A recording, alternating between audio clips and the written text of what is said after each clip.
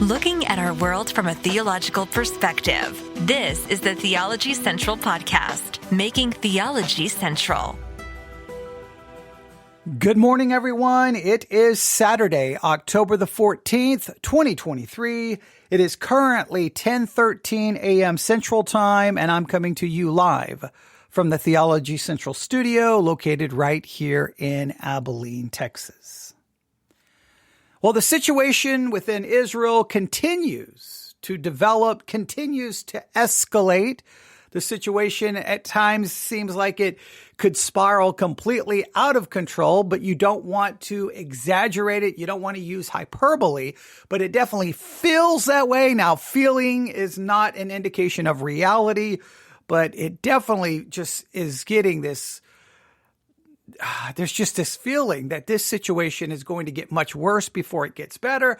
I'm continuing doing my very best to try to keep up with it. I'm at the same time struggling greatly with knowing when to turn on the microphone and talk, when not to, when to try to do other things. But in some ways, as this situation continues to develop, there's always that feeling like, how do I turn on the microphone and go, good morning, everyone. Today, let's talk about this as if this other thing is not happening, right? But at the same time, I don't want us to become so preoccupied and invested in what's happening that we then neglect ourselves spiritually. I'm trying to find that balance. Obviously, I have not quite figured it out. Obviously, we did the Bible Pop quiz yesterday, so hopefully that was some help, that getting us into Exodus chapter 32, 33, and 34. We just focused on 32. So hopefully that was somewhat beneficial. My plan tomorrow at Victory Baptist Church is to try to return to our study on the tabernacle. But if I'm being honest with you, there is a major... I'm being pulled. There's a major pulling of me to possibly open up my Bible to Ezekiel 38, just because whenever things start happening within Israel, everyone runs to Ezekiel 38. Everyone runs there. And then the people start, having sermons about Ezekiel 38. So maybe tomorrow we'll spend some time. I'm still just trying to find the balance, because even that, then is that becoming too, it is dealing with the Word of God, so that's beneficial.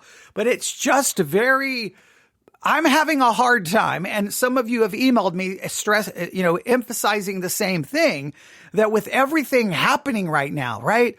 With everything going on within Israel, the major divide within our world, like people literally supporting Hamas and supporting terrorists and supporting the killing of Jews on one hand, that's crazy. Anti-Semitism everywhere. It's just, and then the situation right currently is Iran going to be involved. They're making warnings. Yeah, where does Hezbollah show up into all of this? You've got Hamas. You've got a possibly land invasion that's going to occur as Israel goes in to try to eradicate and remove Hamas. It's just the whole situation. And so trying to follow it, but yet maintain a focus daily on scripture, devotions, sermons, growing spiritually, trying to maintain that spiritual focus is becoming very difficult. So I have been trying to also keep up with how other churches and other ministries are talking about the situation and talking about and seeing what they're doing. I've been trying to warn people, let's be very careful that because anytime something happens within Israel, you just usually give it 24 hours and there'll be someone somewhere saying this is a fulfillment of prophecy and this is it. And Jesus is going to return in 15 minutes and everyone, and next thing you know, people are writing books and they're doing sermon series and they're making predictions and they're claiming this and they're claiming that. And then, it all ends. Everyone moves on. And they just wait till the next time. And so I've been trying to at least keep up with that or just keep up with what people are saying so that I can constantly try to be a voice of reason saying, hey, we want to keep up with what's going on. We want to be very open and honest with what's going on. We want to look at it. We want to obviously pray for some kind of peace so that people are not dying. We don't want anyone to die on either side because those are human beings created in the image of God. Death and war and destruction is always a horrible, horrible thing. It should always bother us. So I want us to maintain kind of a right perspective and not fall over into sensationalism, conspiratorial thinking, and any of that. So I've just been listening to different ministries. We've reviewed a little bit of audio here or there. So far, everything has been very level-headed and been pretty straightforward. I'm sure there's stuff out there that I haven't, watched yet. Because again, I'm still trying to debate how much broadcast time do I dedicate to this before I am imbalanced myself and I'm not providing you spiritual food. So I'm still trying to figure that out. But the other day, we went to Albuquerque, New Mexico, virtually, and we stopped by Calvary Chapel there in Albuquerque, New Mexico, pastored by Skip Heitzig. And I think this was Wednesday, he basically dedicated his entire service to what's happening in Israel and Gaza. He did some interviews, and then we listened to those interviews. I thought they offered some good information. We challenged some of the reporting, but because there's been other information that's come out. But I think we did pretty good with that. I thought it was beneficial. And I said that I probably wouldn't review the rest, but then I thought, you know what? I've already got it queued up. Let's just go ahead and review the rest of this and see what he had to say. And we'll just build from that. So I said if I did review the rest, I said I wasn't going to call it part 2, but here we are. We're calling it part 2. Israel and Gaza, part 2. Skip Heitzig, Calvary Chapel, Albuquerque, New Mexico. Obviously, I don't agree with all the teachings of Calvary Chapel, clearly, but I do appreciate the teaching of Skip Heitzig has been a part of my life for a pretty long time. I don't always agree, but I've definitely listened to him for many years, going back to the 1990s. So we'll just see what he had to say. Remember how we do reviews? I don't listen to them first because then that would come across as rehearsed and, you're trying to find stuff you disagree with. No, what I typically do is if I get ready to listen to something, I just turn on the microphone and invite you to listen with me. And then we talk it through and we analyze, we critique. We offer our own thoughts and opinions. Sometimes we take what they're saying and we go in a completely different direction. So we never know what's going to happen. But I am curious to see how he was dealing with this subject. I thought the interviews was very interesting that he did. It's pretty interesting to, air these interviews. So we reviewed those. I don't know. I think he's getting ready to go now into some kind of teaching. I'm just curious what scripture he's going to use, and we're going to be able to look and see if we think these scriptures are applicable, not applicable, because whenever we get to biblical prophecy, well, we could have a long hermeneutical discussion, an exegetical discussion in how many people handle these passages. Some people take passages that to me are clearly about 70 AD, and they grab them and rip them away from being fulfilled in 70 AD and immediately throw them to the future and say, that's where it was fulfilled. And I'm like, no, that was pointing to 70 AD. So sometimes there's much disagreement within Christian history over how to handle some passages. So I'm going to be curious which scriptures he quotes, and we'll discuss them when we get there. So are you ready? Let's go back to Albuquerque, New Mexico. Skip Heitzig, Calvary Chapel. I believe this may have been Wednesday. And he dedicated the entire service to the Israel-Gaza situation. And let's see what they had to say. Here we go. Steve the tour guide, now Steve the preacher. So let me help frame this a little bit contemporarily as well as biblically in the time we have remaining. I know the Middle East seems like a very complex situation. It's actually pretty basic. One side wants the other side dead. On one side, you have a Jewish nation, a Jewish state called modern-day Israel. Israel wishes to exist as a sovereign state living in peace, but they also recognize that the Palestinians want their own state, and they want, it would seem like, a level of peace. That's their presumption. Effectively, what Gaza has been in the past is a Palestinian state. Contrary to what you may have heard, Gaza is not occupied by the Israelis. In 2005, under Ariel Sharon, they completely left Gaza, completely gave it over to the authority of the Palestinians, who then elected Hamas to be the ruling governing body in that district.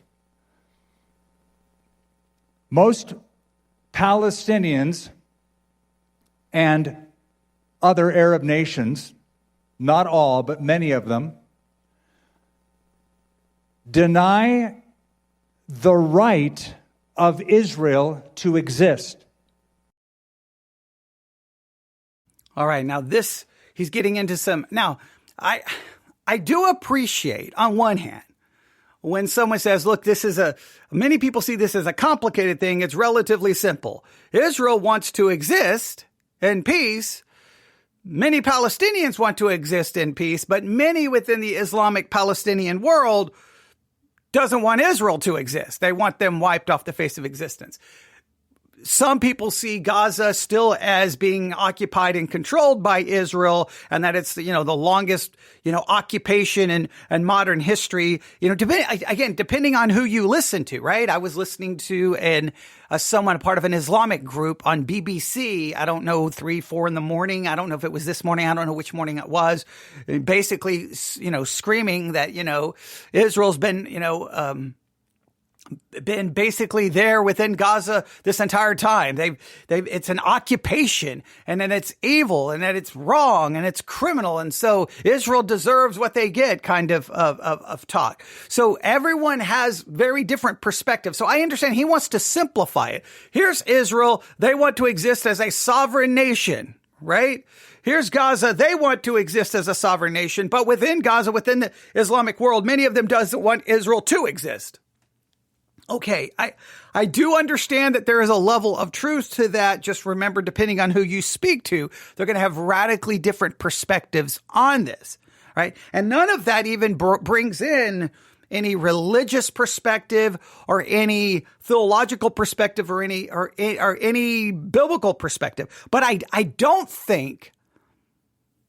Here's my own personal take, is that because I've seen a lot of comments who blame a lot of what's happening on Christians, right? It's Christianity, and it's the evangelical Christian world, really dispensational view that the land still belongs to Israel and they will inherit the land. It's the fault of Christianity. It's a fault of a Christianity that teaches Israel is still God's chosen nation and God will fulfill those promises. And I think that that's not anywhere close to accurate, because I think if you look at that, whether it's Jews, whether it's Christians who believe there's a future for Israel, and whether it's Muslims, it's all based off religious understanding of that land and who was promised the land and who gets the land.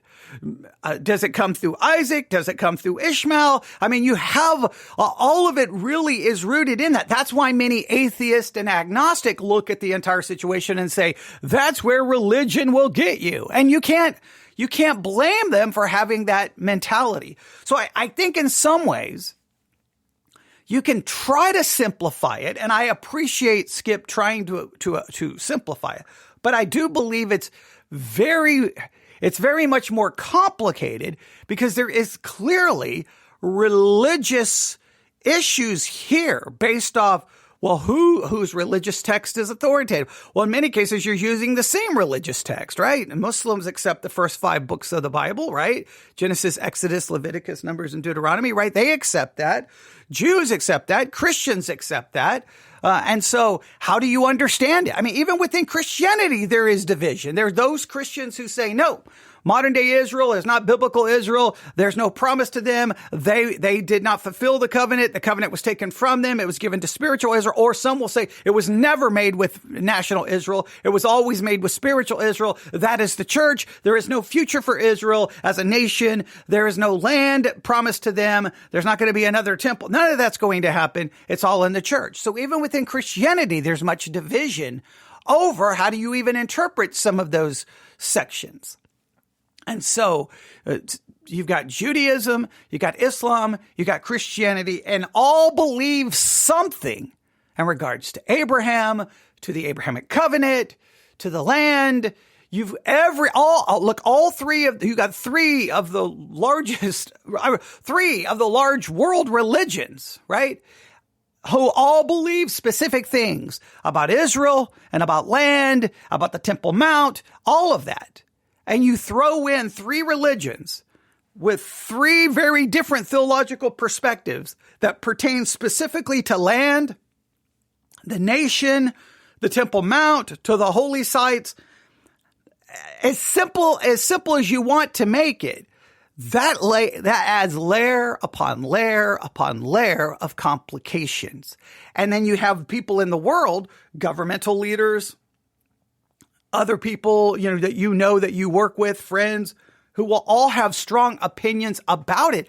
But I think many of them have no direct understanding of the religious implications. None.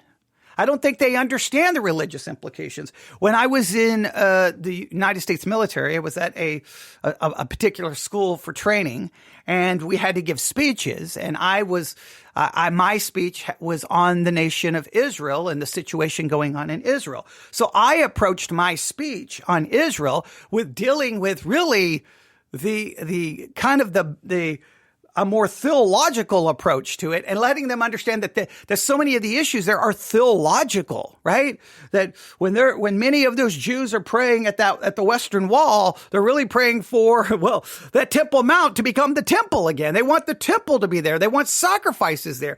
Now you've got many more secular Jews who may not see it that way, but I wanted to add that dimension to it because everyone else would look at it from a more geopolitical, military strategy, who benefits whom, like that. And I was like, there's a major theological component here that everyone misses. And everyone was like, I have never heard anything like that. And I'm like, that's the whole issue over there. So yes, simple on one hand, extremely complicated on another, because it comes down to, which theological perspective is correct? Which religious perspective is correct? Now, I believe my own is I believe God is not done with the nation of Israel. I believe he made a covenant, and he will keep that covenant, which includes them getting the land, the restoration of Israel, the salvation of Israel, and the obtaining the land. I at this point, theologically, hermeneutically, I believe that there's just no way. If you throw Israel out, then I believe then God's calling and election is not sure. And one of the reasons I can trust God's calling and election, because I believe he's not done with Israel. So I think, and this is why there's so much division, not only within the nations, there's division even within the church.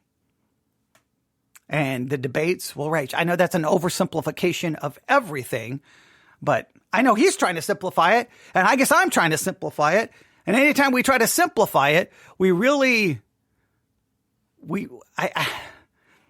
we do disservice to the complications that lie within it? You can make your own, you can come to your own conclusions. Let's see where else he takes this. They don't believe Israel is legitimate. They don't think it has a right to even exist in that part of the world. And that has been true since all the way back to 1948. In 1948, of course, the United Nations declared Israel is a sovereign nation. They sought to partition the land into a Jewish state and into an Arab state. The Jews accepted the partition of the United Nations. No Arab nation did accept it. In fact, not only did they not accept the partition, but on the day after Israel became a nation, that was May 14th, 1948. On May 15th, virtually every Arab neighbor attacked Israel to destroy it. Israel had been a nation one day. They didn't have an organized army.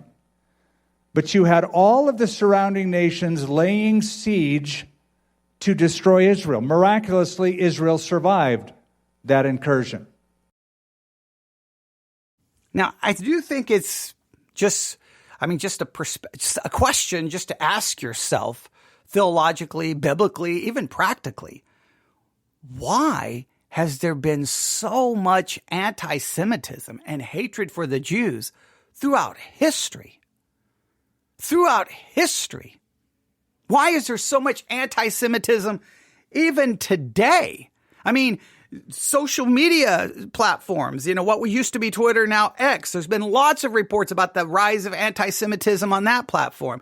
Other platforms, other social media platforms that are more under the radar are hotbeds for anti-Semitism. Like, why? What is it with the anti-Semitism? Why do many of the Islamic nations, why do they not want Israel to even exist? They don't want them to be a nation.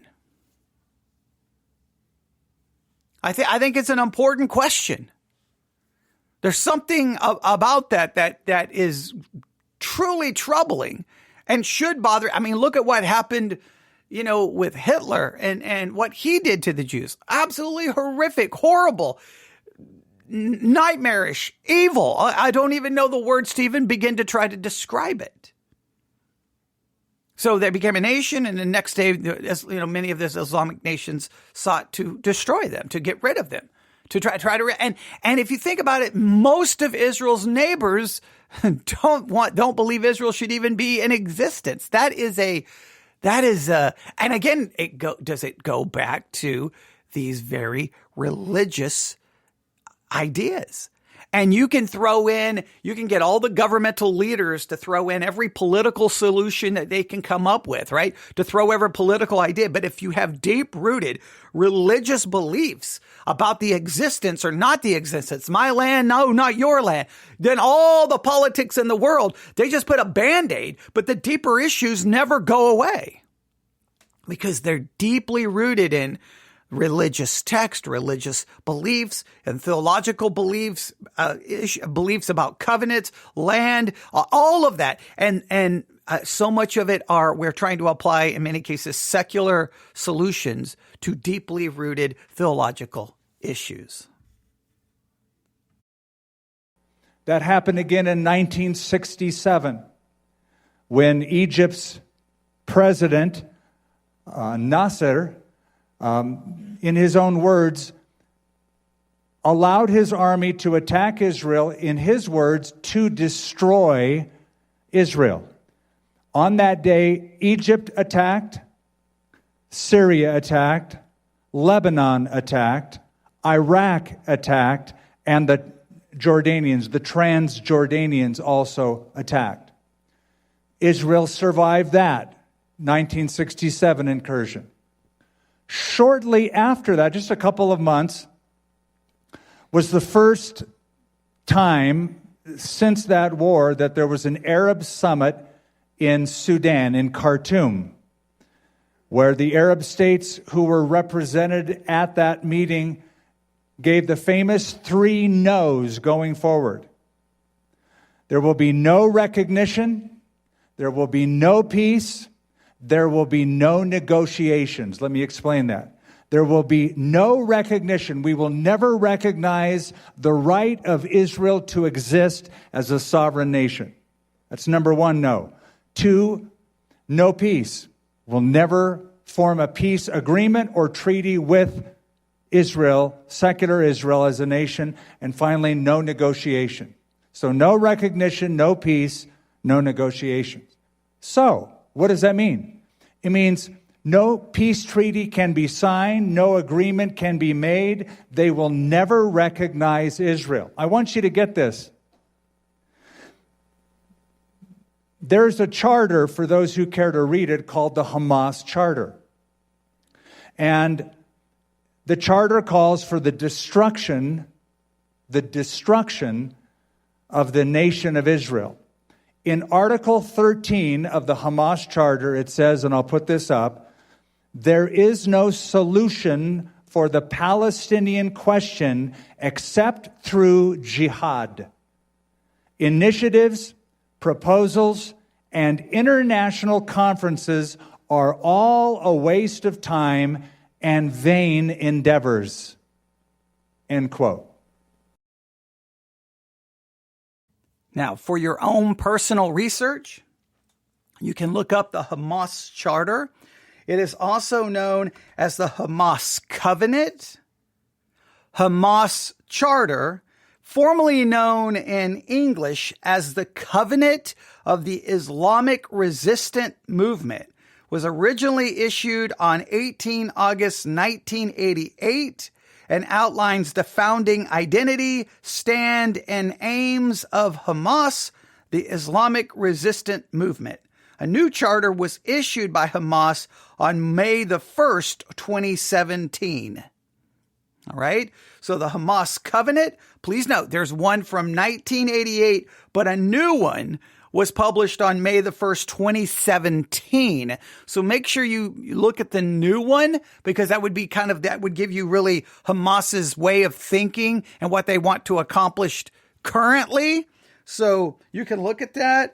We could go back and read, you could read everything about it, but you should look, when you hear people talking about the current situation, you can just ask them if they've ever read the Hamas Charter. And if they haven't, well, guess what? I would say, I would probably say maybe we should read this together before we carry on any further conversations about the current situation, because you really need to know what Hamas is thinking before you can, I think, draw a definitive conclusion about, maybe you should put it this way. You need that information before you can speak authoritatively. I just see so many people running around trying to speak authoritative in regards to some of these issues, and they don't know some of this basic history. And in many cases, they didn't even know the Hamas Charter even existed. If you didn't know it existed prior to today, then I would challenge you today to go read the Hamas Charter, right? And again, remember, the first one was published on August 18th, 1988, and the second one, May the 1st, 2017. Make sure you're looking at the 2017 Charter, all right? Or known as the Hamas Covenant, or the Covenant of the Islamic Resistant Movement. All right, there you go. Let's continue. You see what they're saying. Don't bother coming to us to sign an agreement. We'll never agree to anything. We want Israel completely annihilated. In fact, just the other day, this resurfaced. This is from Mahmoud al-Zahar, who is a commander for Hamas. He warned, and we should take this warning to heart, that Israel is only the first target. He said, and I quote, "The entire planet will be under our law." That's their goal. There will be no more Jews or Christian traitors. The entire 510 million square kilometers of planet Earth will come under a system where there is no injustice, no oppression, no Zionism, and no treacherous Christianity. This is what they believe. Please note you got to really consider that it's not just after the Jews, it's after Christians as well. So if you are a Christian, you could see, where maybe we would not want to stand or support Hamas in any way, shape, or form, because not only do they want the Christians gone, not only do they want the Jews gone, they want the Christians gone as well. So something to consider, and you need to be aware of. The unofficial motto of Hamas, the terrorist organization, is this: we love death as much as the Jews love life. How do you negotiate with that? We love death as much as the Jews love life. So this is why the Palestinians historically have never really settled on any peace agreement. They've never come to a settlement. Though there was an agreement under Bill Clinton, there was a few different agreements historically, the Oslo Accords. It didn't last very long because of this ideology. Instead, Palestinians, Arab nations, especially Iran, who funds some of these terror groups, how did they respond? By sending wave after wave of suicide bombers into the nation. It got so bad that Israel built a security wall for its own protection, which cut out about 90% of that terrorism. And of course, they were chastised. Israel was chastised for defending itself. They also responded by writing curriculum for elementary school students. In the curriculum, it's degrading of the Jewish people. In the curriculum, they're training a whole next generation of terrorists. In elementary schools, they will show children how to behead teddy bears to get them prepped for what we have seen going on this week. Now remember, any claims like that have to be verified, triple verified, verified, and verified again through numerous sources. So now, there's no question the Hamas charter would be disturbing enough. But I'm just saying, some of these things you hear, you got to be very, very, very careful not to just immediately jump to a conclusion. Go verify it and check it all out to see what is true or not true. I'm not saying it's not saying it is. I'm saying I don't have independent verification of that curriculum and where that curriculum was or wasn't used at this very moment in time.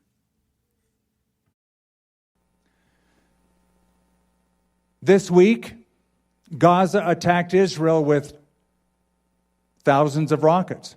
You know how many rockets have been fired indiscriminately, just fired over the border from Gaza into Israel since 2001? That's when they started. Over 20,000 rockets have been fired from Gaza into Israel. Then in 2021, they come up with this brilliant little device called an incendiary balloon. They took balloons and filled them with ignition fuel, tied them to a kite, and flew them over into Israel, hoping that it will light the farms on fire, the forests on fire, some of the cities on fire. Then, as you have seen, paragliders with machine guns coming from Gaza into Israel. Then drones with bombs on them being unleashed. And so now, Israel finally said enough, and they formed this formal declaration of war. That's according to their constitution, Article 40A. They invoked that, and there is now this next level declaration of war. This is not what Israel wanted. They did not begin the attack. They gave Gaza completely to the Palestinians. Ariel Sharon brought any Israeli settlements back, giving it to them since 2005. But look at the words of the fourth Prime Minister of Israel, Golda Meir. She said this: "We can forgive the Arabs for killing our children. We cannot forgive them for forcing us to kill their children. We will only have peace with the Arabs when they love their children more than they hate us." Quite a quote. We'll only have peace with the Arabs when they love their children more than they hate us.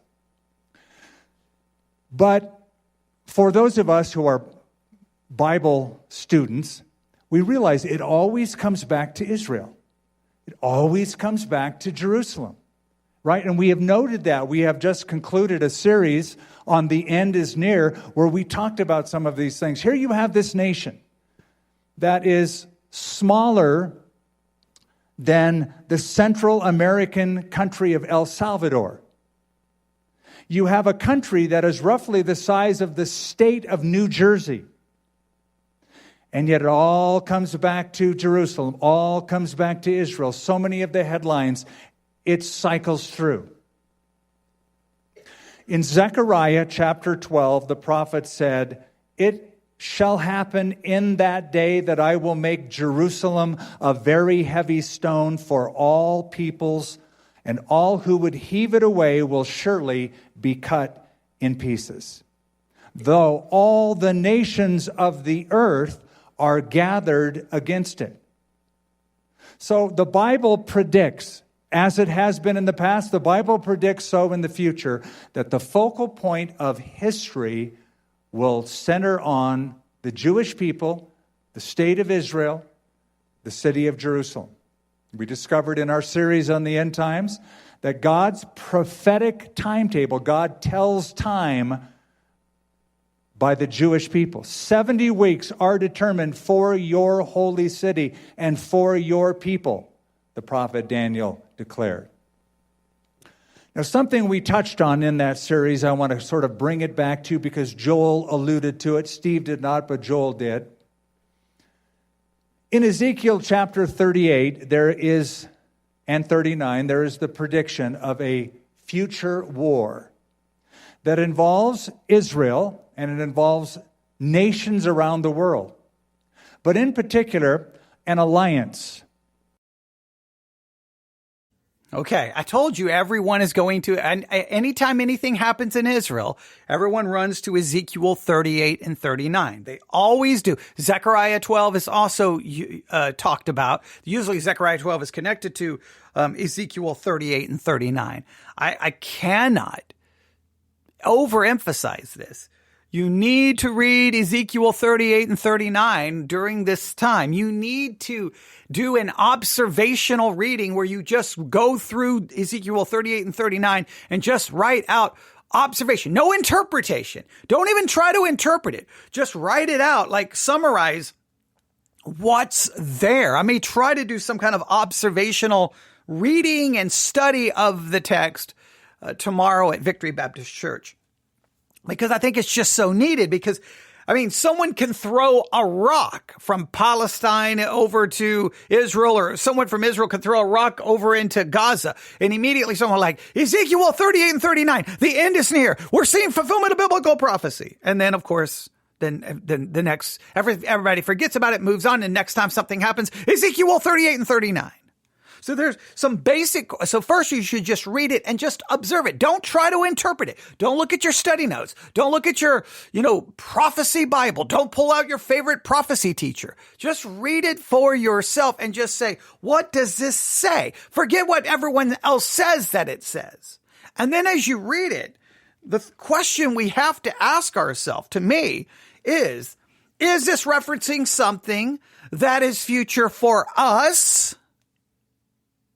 Or was it referencing something that was future for the original recipients, but it has already been fulfilled? So is it future for us, or is it history for us? It obviously was future for them, but when was it fulfilled? If we can find the historical fulfillment of Ezekiel 38 and 39, if we can find the historical fulfillment for it, then we say, okay, that's when it was fulfilled. We're not looking to anything into the future. If we cannot find a historical fulfillment, then your only other options is to spiritualize it and then claim it's been fulfilled spiritually somehow. You could attempt to do that. Or you have to just admit this has never occurred. It's got to occur in the future. And then you have to look at what actually has to occur for it to be literally fulfilled in the future. Because then you can stop looking at every little thing that happens. Oh, this is Ezekiel 38. No, for Ezekiel 38 to be fulfilled, what exactly has to happen? So that's the way we need to approach it. But let's see what he does with Ezekiel 38. Obviously, he's not going to be doing an observational reading as much as an interpretive reading, but let's listen to his discussion. I don't know how deep he's going to go, but I am very curious. So let's see where this goes. That takes place between Russia, Iran, Turkey, and the Islamic states of the Upper Nile, all against the nation of Israel. We call it the Gog and Magog War. You're familiar now with it. We studied it for a couple weeks in depth. This, what you're seeing this week, this is not that war. But it is pointing to that war. Okay. I'm going to applaud that because he doesn't immediately go, see, Gog and Magog is about to occur. He doesn't do that. He says, this is not that war. Maybe pointing to it, but it's not that war. Now, he went ahead and just identified many of these places, Russia, Iran. He just started identifying places. Yeah, of course, any good Bible student would ask, what are you basing that identity upon? Like, where are you getting the idea that that's who this is referencing? So you can ask that question as you read it, but I'm very happy he didn't just immediately go, Gog and Magog is happening. It'll be here in 5 minutes. And okay, I'm glad he's not doing that. Let's see what else he does here. It looks like it's leading up to that war. Again, as Joel said, it's too early to tell, but it's going in that direction, though there are some stark differences. Here's the main difference. In the Ezekiel war, there are actual nations of the world that fight Israel. That's not happening right now. Israel is fighting a terrorist organization called Hamas. They're not engaged formally in a war against any nation yet. This could, however, lead up to the Ayatollah's doorstep in Tehran. Okay, now that is interesting because, let's see, I don't know what time this was. I've got to grab my iPad here. I have the first news story I saw, the very first news story I saw this morning was, and I quote the headline, "A new front in Hamas war depends on Israel's actions, says Iran." Israeli-Palestine war. Although Tehran has been a long-term backer of Hamas, Iranian officials have been adamant that the country had no involvement in the military's attack against its arch enemy Israel on Saturday. Iran's foreign minister, whose government supports Hamas and other Middle East militant groups, said on Thursday opening a new front against Israel would depend on Israel's actions in Gaza. So Iran is saying, hey, we're not involved yet, but it all depends on what Israel does within Gaza. Now, we remember there's been already discussion. We've discussed it here on this podcast. We've played audio of people claiming this, that they think in one, at least this is the theory, that Hamas attacked primarily to almost bait, to almost entice Israel to go in and do a land incursion, a land invasion into Gaza. Because by Israel going into Gaza, civilians are going to die. Hospitals are going to be destroyed. It's going to be a horrific thing. And the cameras are going to be rolling. And when the cameras are rolling, watching what Israel is doing when they go inside Gaza, this will then incite the nations around Israel to rise up against them. And Iran is almost saying that, hey, we're not involved yet, but it all depends on what Israel does within Gaza. In other words, if Israel goes into Gaza and great horrible atrocities occur, then Iran's going to get involved. Well, now you go from a terrorist group, a militant group, Hamas, to now nation. At least one nation is involved. And once that nation gets involved, does another nation. That's why I keep saying, look for the potential of escalation, then note when escalation is actually occurring. We don't want to use hyperbole, but yeah, if that's when the nations get involved, that's when it becomes a problem. Now, does that get us to supposedly Gog or Magog in Ezekiel 38? We still haven't answered that question because we still have to determine if that's future and what was actually occurring. But you can see why some would then go, ooh, see, we're headed in that direction. Let's see what else he has to say. In Iran, it has that possibility. So in that Ezekiel war, even though right now you have America with its warships out in the Mediterranean as backup for this war, in the Ezekiel war, no nation will help Israel. God himself will defend Israel alone, and he's quite capable of doing it on his own, as the world will see. Now, according to him, in Ezekiel 38, that war, Gog and Magog, no one will help Israel. That means not even the United States will be helping them. So as long as the United States is the ally and continues to help, you have not... See, these are the kinds of things, when you read Ezekiel 38, don't start trying to say this country represents this and this. Just say, what has to happen for this to be fulfilled? That's a good way to handle it. But everybody wants to start interpreting it. No, just go, what must occur for this to be fulfilled? Now we can ask, has it ever happened in the past? And if it has, then okay.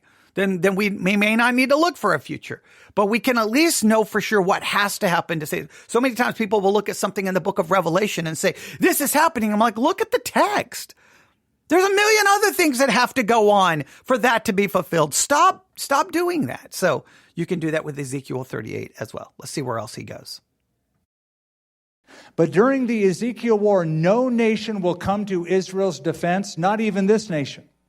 All the nations will turn against them. This could be preemptively what is leading up to that war. In other words, this has the potential of producing that. Here's what you should know. Some of you already do by just the interviews and following the news. Hamas is funded by Iran, directed by Iran. In Tehran, among the Ayatollahs and the upper echelon, Israel is called the little Satan. America is called the great Satan. I've always been mystified by this, but the last couple days has me scratching my head even more. A former president, President Obama, gave $1.2 billion in cash and flew it to Iran. And he promised them $100 billion. The next president, President Trump, canceled the deal. But then this current president reinstated the deal and promised $6 billion. Listen, to the world's largest sponsor of terrorism ever. Iran is the world's largest state sponsor of terrorism on the globe. Why would anybody give money to that? You could say it's for humanitarian purposes. They actually have lots of money in their reserves. But something else you need to know. Though Hamas is armed and funded by Iran, do you know that Hamas terrorists were trained by the Russians? Now, think back to Ezekiel 38. You have this strange alliance that has never happened before. Never happened historically. The prophet predicted it. Never in history can we find it until now. Hamas is funded by Iran, but the terrorists were trained by a Russian group called the Wagner Group. You may have heard about them in the news recently. They came in after an incursion in Africa. They came to Gaza to train them militarily. And just yesterday, Russia said, if the United States supports Israel in this war, then Russia will support the Palestinians in this war.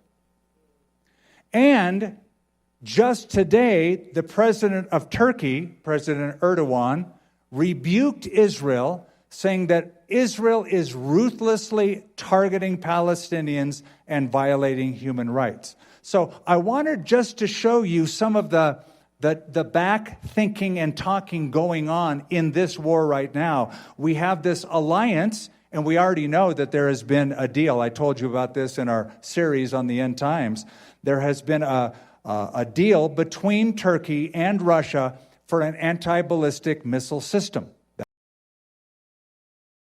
I would say this or caution this. Is it $6 billion currently that the Biden administration is possibly going to send to Iran? You need to, there's so much reporting on this, and it's very partisan, right?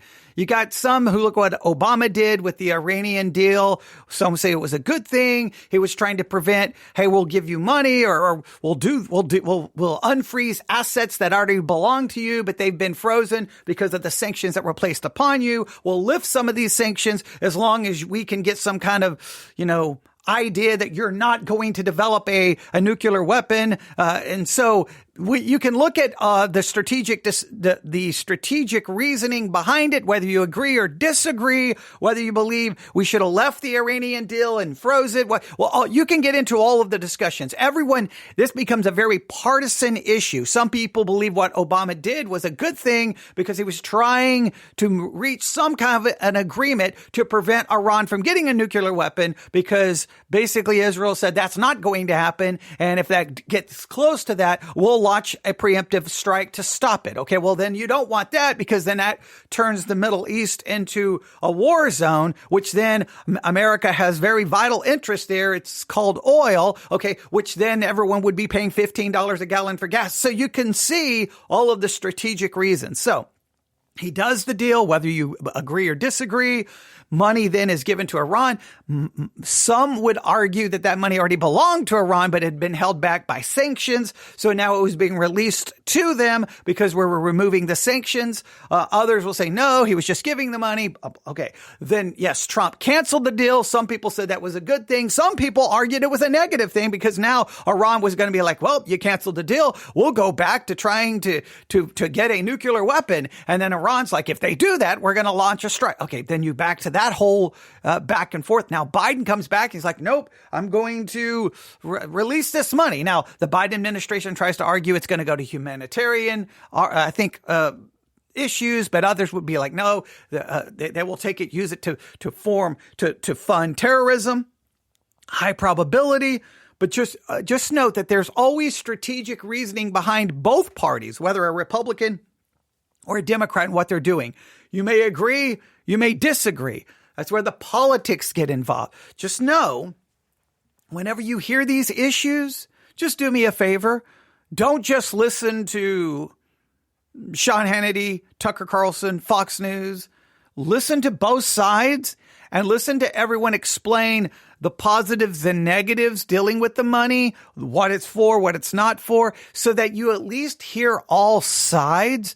Don't become monolithic in your news gathering and news information, because if you do, then you become blinded and you can't see. You become ideologically driven. You're not pursuing truth. You're pursuing an ideology that you already agree with, and you only are going to live in an echo chamber, and it's just going to bias confirmation. You're just going to be whatever your bias is, you're just going to listen to that which confirms it. You've got to hear news that comes from different perspectives. You've got to hear multiple perspectives, because sometimes the truth lies in the middle of the extreme.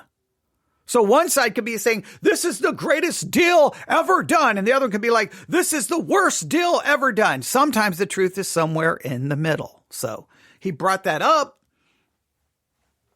He didn't go into great detail about it, because you start pulling up articles about it, you're going to find so much information. You could spend a week just researching.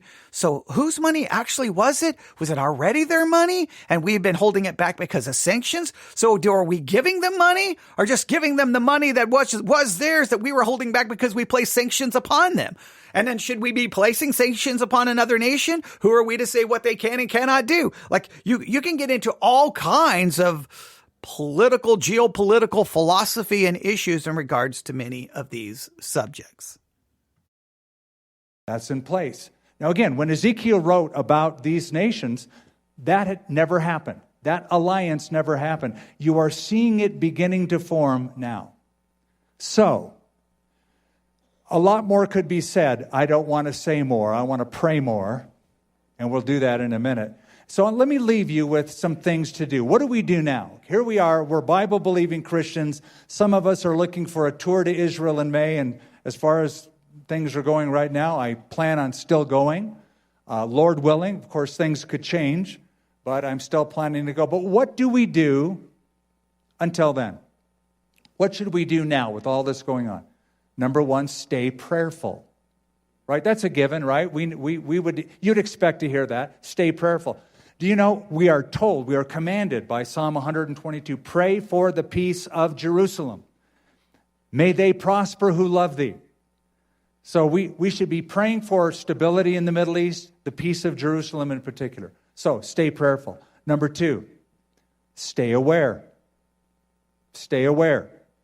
Our security team here at the church has the motto, head on a swivel. You know, you're always kind of looking around. You want to live in the yellow. You want to just be aware that not everybody in the world is good, and bad things can happen, even to good people. So be aware. Stay aware. We're living in difficult days. And what is troublesome is not only do we have instability in the Middle East, but we have an unsecured southern border in this country right now. We have tens of thousands of military-age males from Middle Eastern countries included in the incursion at the southern border. We don't know who they are. Many of them, 150 of them, have been on the FBI's terrorist watch list that have come across the border. There's tens of thousands of people who have infiltrated this country, and we don't know who they are, and many times we don't know where they are. So stay informed, stay aware. So stay prayerful, stay aware, and the third is stay informed. How do you stay informed? Well, you could just watch CNN or MSNBC or Fox News or... Hear the crowd. Hear the crowd. Oh, my goodness. See, he mentioned CNN and MSNBC, and ooh, boo. Stop that nonsense. Stop that. Christians, stop it. Christians should not be the one acting like that. I want to get my news from CNN, MSNBC. I want to get it from multiple sources.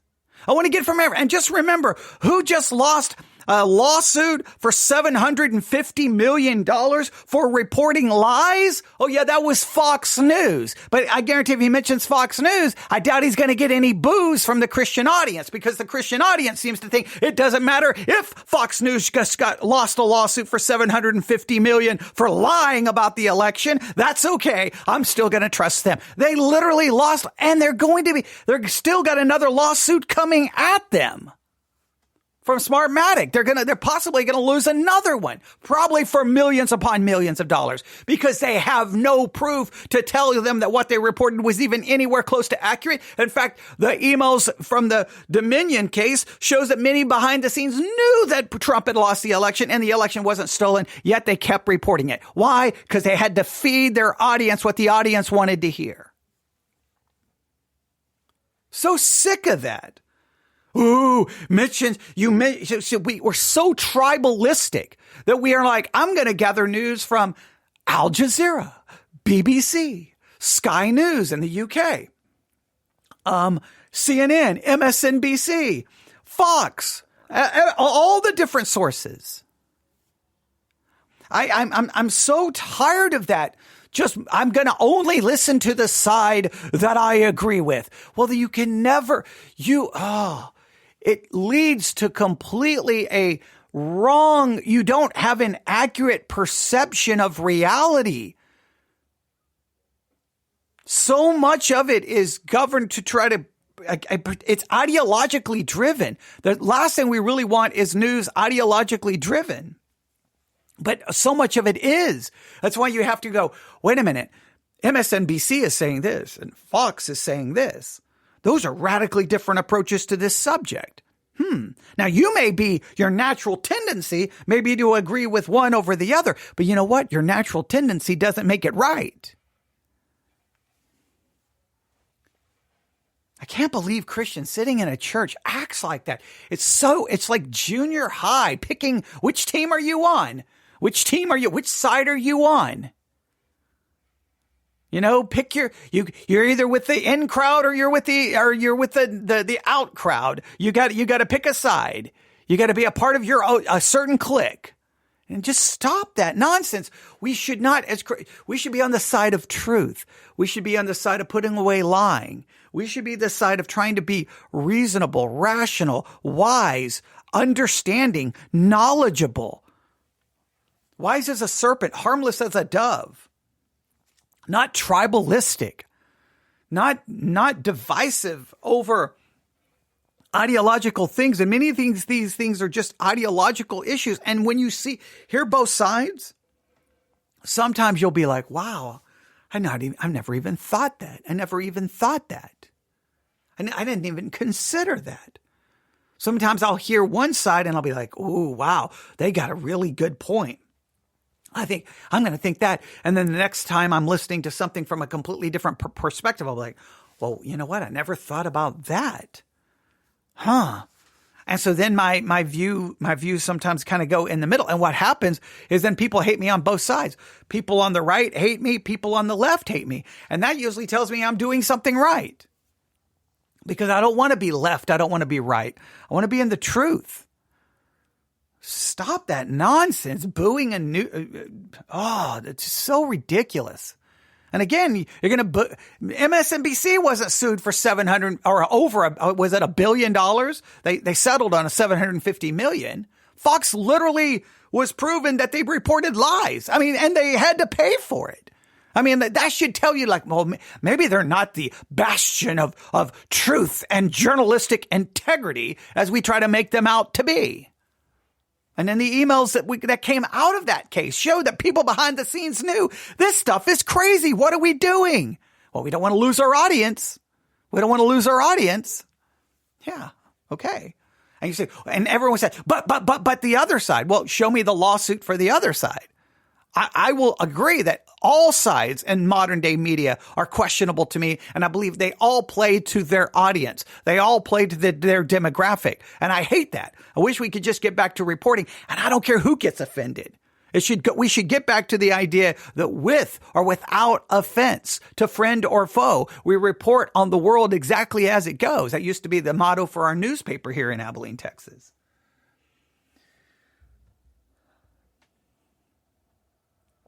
Well, yeah. Well, it depends on who you, someone in the chat just said, I don't support terrorism, but I wonder if anyone's ever asked why they do what they do.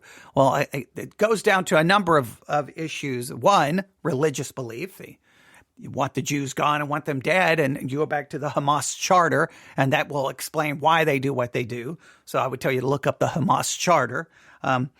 So you've got that. Two, you got religious beliefs about the land. And three, some believe and would argue that Israel deserves what they get because of the way they've treated the Palestinians and the way they've treated that area. Now, again, some say it's the longest occupation. Others will say Israel's not occupying Gaza. So again, it's how you perceive what is happening there. But the Hamas charter will give you why Hamas is doing what they're doing, because it outlines it pretty good. And they don't want Israel to exist. So that would explain at least that to a certain degree. But we have to look at all sides. I cannot stress that enough. All right, let's let him wrap this up, and we can wrap this up because, wow. Yeah. Here we go. Any one particular news source, but I'm going to say whatever you get your news from, wherever you do, add to that All Israel News. Get it from Jerusalem exclusively. AllIsrael.com will take you to All Israel News. They'll give you a daily feed of what's going on there. You can click on links to get more information. They will give you the sourcing of that information so you can go as deep as you want. That's AllIsrael.com. Also, Joel is featured every week on TBM on the Rosenberg Report, and that is rosenbergreport.tv. I would recommend that to you if you want the TV version of the news, rosenbergreport.tv. And above all, when I say be informed, read your Bible regularly.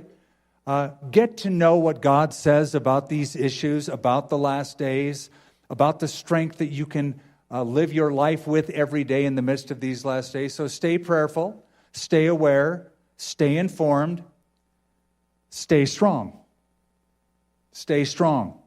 Steve said you're going to be tested in the days ahead. Hamas, Iran want images of Israel inflicting damage so they can show the world that, and so that they'll win the media war. That's what they want to win. They want to win the hearts and minds of people around the world.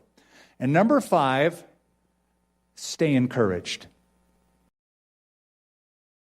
I would just jump in here when he says stay strong. When we see images of anything Israel does, this is very important from a Christian perspective. especially if you are a Christian who believe that God chose Israel and he's not done with the nation of Israel and that they will get the land and all of those things. If you believe that, just don't make this mistake. Believing God is not done with Israel, made a covenant with Israel, and will fulfill that covenant to Israel doesn't mean that we say everything Israel does is right. All right.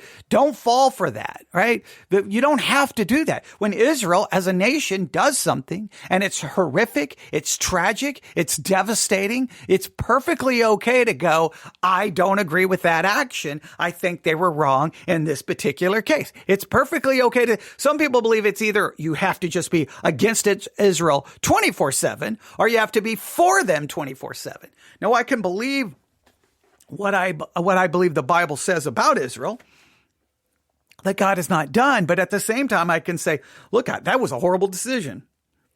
That was wrong. I think that was ungodly. I can do the same thing about my own country. I can disagree. I disagreed with our invasion of Iraq. I think it was horrible, horrible, horrible, horrible, horrible thing. I was opposed to it before we went into Iraq. I was in the United States military. I was in one of the briefings and I was the one arguing there are no weapons of mass destruction. Here, you can tell me where I'm going. You can tell me what I'm going to be doing when I get there, but I can guarantee you this, there's no weapons of mass destruction. I remember having those arguments and almost got in serious trouble because I'm like, this is a ridiculous idea.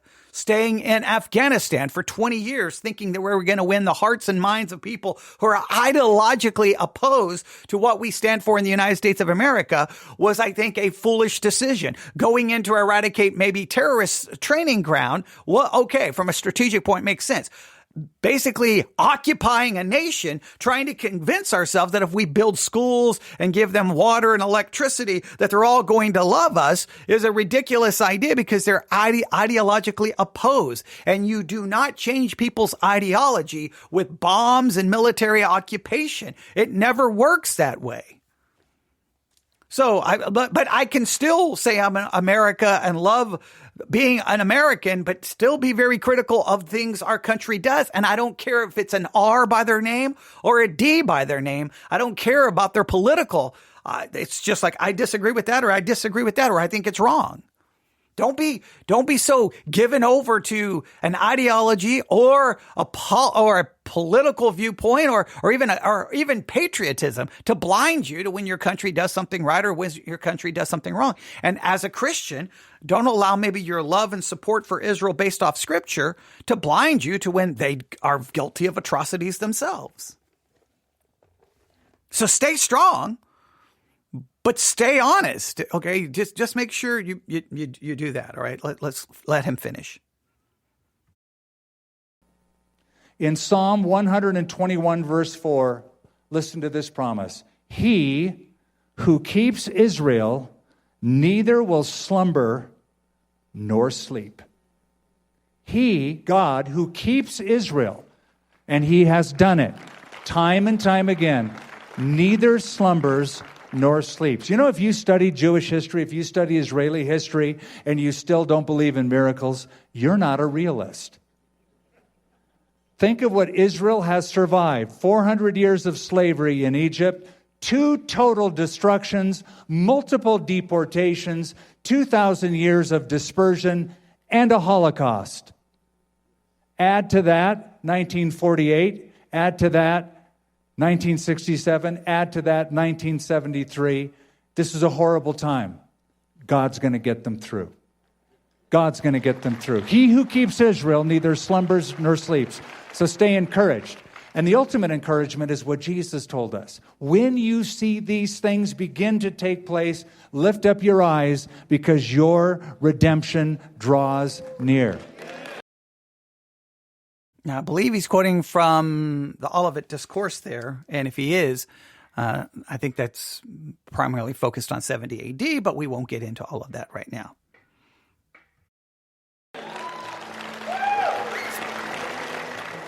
Now, I can tell by the applause that most of y'all here are saved, right? You're saved, you know it, you're glad you know it.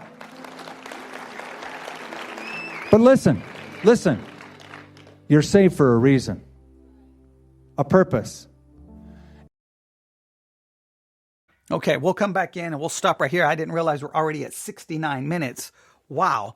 I thought we were still like 30 minutes. Okay, so let me say this. I'm going to throw in one more thing that we need to do right now. And I'm acknowledging my own failure in this. We cannot allow, again, we need to stay informed. We need to watch what's happening. We need to be balanced. We need to avoid many of these extremes and avoid some of the things we've talked about. But we have to, at the same time, maintain our own devotional, spiritual growth and focus. We got to maintain looking at Scripture, studying the Scriptures, growing, living out our Christian life. We can't allow this to so consume us that we then just basically go backwards spiritually. We cannot have that happen. And so I'll do my best to try to do better at that, bringing devotional messages, Bible studies, and different things here as well. But at the same time, I am going to continue to try to keep up with what Christianity is saying about this so that I can try to call out some of these things that I think are just wrong. We need a more balanced approach. We need to maintain a correct perspective here. And so, well, we'll just see what happens. We'll just continue to pray. I believe if you're asked my prediction, the next 24 hours, I think are going to be absolutely critical because I believe the land incursion, the Israel going into Gaza, you can call it an invasion, you can call it an incursion, you can call it a military strategic decision to go in and go after Hamas within Gaza. I think it's probably going to unfold within the next 24 hours. I mean, that's not like I'm got some great insight. Israel's told them, we're coming. They've tried to tell them to flee, for people in Gaza to flee to a specific area. There's going to be a brief time to open the border to let some through to to get safety. It's going to be a horrible situation. Once they go in, you're going to see horrible things take place, and you're going to see on your television great death and destruction within Gaza. And I personally believe it's going to escalate this, and then Iran's going to be upset. I don't know how they're going to get involved. I don't know what Russia will do. I don't know what Egypt will do. I know other militant groups will get involved. Hezbollah, Hamas, other Islamic groups like that will definitely get involved. Well, Hamas is already involved, but others will get involved. So we'll have to wait and see. But I think the next 24 hours is going to be. It's going to be something we're going to want to keep our eyes on, and it's going to be very tempting. I'm going to try, even if it gets so bad, and I'm like, okay, we're going to turn on the microphone and just broadcast hour after hour. I'm going to do my best to try to even mix in there Bible study, devotional message, something to try to keep us balanced. It's just going to be hard. I think next 24 to 48 is going to be, we're going to kind of see where things are headed. So pray for the peace of Jerusalem and pray for people on both sides. Look, we don't want anyone to die. I hate war. I don't want any human being to die. I understand war is sometimes justified. I believe in the just war doctrine as put forth by Augustine. So I tend to lean more towards that. This is a horrible situation, but people are going to die. Innocent people are going to be caught, innocent from a human perspective, are going to be caught in between this. Children, women, people are not involved in this in any way, shape, or form are going to suffer and die. And it's not going to be pretty to see. So we will pray and we will keep an eye on what's happening. And I'll continue to do my best to try to be a voice of some kind of balance and reason here. Remember, do not just rely on one source of information. Hear all sides. Hear all sides. Hear the Arabic, the Palestinian, the Islamic side. Al Jazeera will be a much better source of reporting. The BBC seems to lean that way in many cases. Hear all the sides. Hear everyone's think. This is a time, if you've got a mobile device, find a podcast app and start looking for every news source you can find, from NBC, ABC, BBC, every Sky News, I think it's called Sky News. Every source you can find, and just subscribe, turn on your notifications. You'll get boom, boom, boom. Those reports come in. Many of those news podcasts are updated hourly. and you can just keep up with the headlines and hear what's going on. But hearing it from multiple perspectives will keep you, hopefully, better informed and able to understand and articulate the different perspectives, which I think is important as a believer. All right, thanks for listening. You can email me your thoughts, newsif@yahoo.com. That's newsif@yahoo.com. Everyone have a great Saturday. Please pray. God bless.